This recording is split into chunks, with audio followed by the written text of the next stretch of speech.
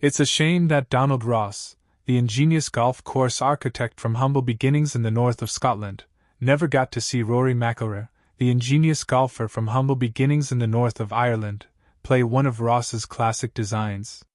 Beneath a crumpled Scottish flat cap, known colloquially as a bonnet, the mustachioed émigré who famously incorporated risk versus reward into almost every hole he designed, including all 18 at suburban Philadelphia's sublime Aronimink Golf Club, site of the 108th PGA Championship, would have enjoyed puffing a cigar while watching the reigning Masters champion, twice over, no less, and two-time PGA champion tempt fate by crushing drives over trees and hazards and attacking even the most elusive Rossian flagstick.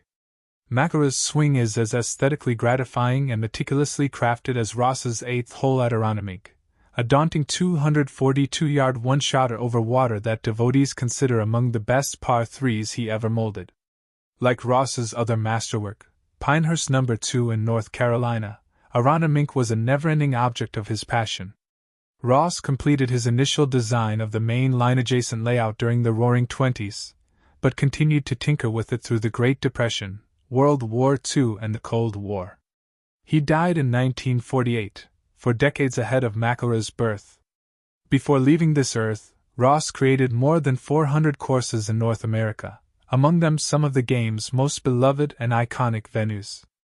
Rory McIlroy torched Aronimink during 2018 Pro-Am. Had we been able to exhume Ross early in the morning on Wednesday, September 5, 2018, to watch McIlroy play the BMW Championship Pro-Am at Aronimink, here's what the maestro would have witnessed.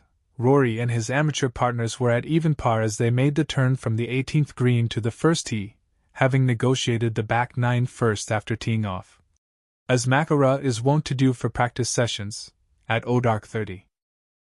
The first tee box at Aronimink sits on a mound just underneath its Tudor Revival clubhouse, which is modest compared to certain opulent mansions just up the road. A nice crowd had gathered to greet McIlroy and his entourage. To the gallery's delight, out came McIlroy's driver and crack! Out went a missile that rocketed nearly 1/5 of a mile. Had the old guy actually seen the shot, it might have triggered palpitations.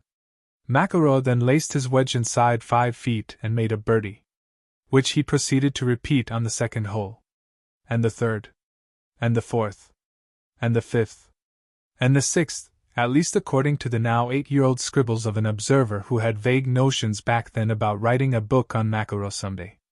None of the putts McIlroy jarred during his blitz that morning was longer than, say, 12 feet.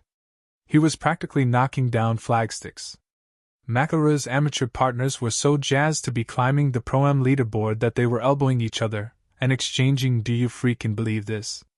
looks as one birdie putt after another found the bottom. The note-taker counted 28 lashes for Rory over those 9 holes. But later that day, in a conversation with his fellow Northern Irishman David Fearty, McIlroy volunteered that he'd shot a 27.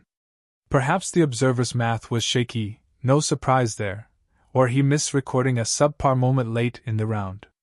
No matter, it was a stretch of golf worthy of Donald Ross, muscular, sophisticated, stylish and thoroughly pleasing to the eye.